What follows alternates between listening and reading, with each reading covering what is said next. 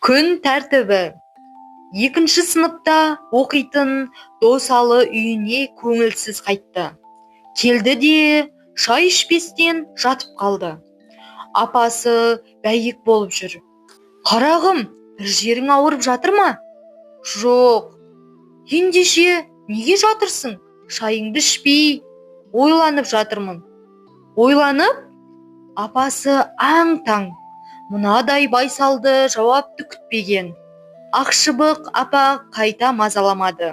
Ойланғысы келіпті. Ойлансын, есеудің басы, есі кіріп қалған екен-ау, қарашығымның. Шайды жиыстырды да жұмысына кетті.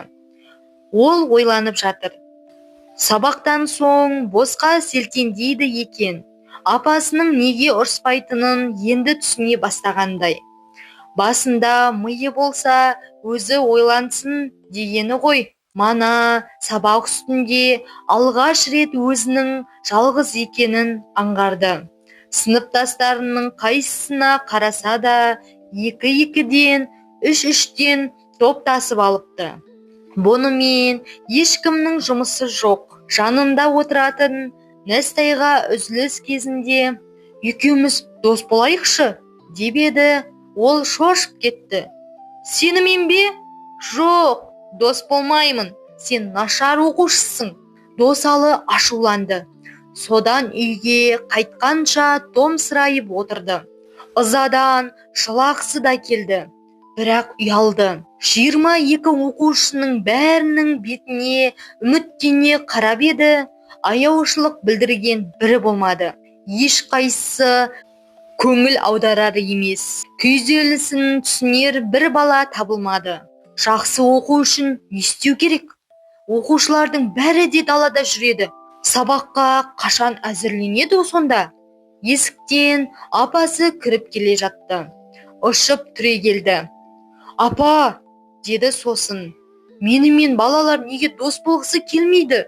Үлгерімі, нашар баламен кім дос болмақ? Жақсы, оқу үшін не істеуім керек? Ойынды азайтып, кітапқа бас қою қажет.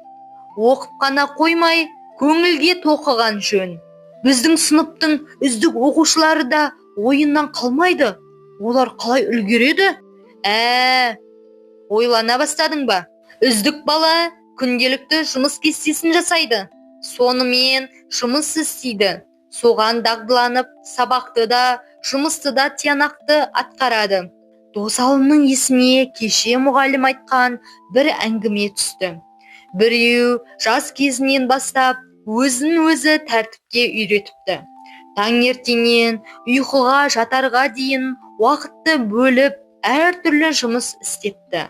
Соған бойы үйренген ол есейе келе атақты адам болыпты. Қартайған шағында да сол қалыптасқан тәртіппен айнымаған. Оның достары орасан көп болған шығар, деп ойлады Досалы. Қолына қалам алып жазу үстеліне отырды. Күн тәртібін жасауға бел буды. Жолтай әлмешеп.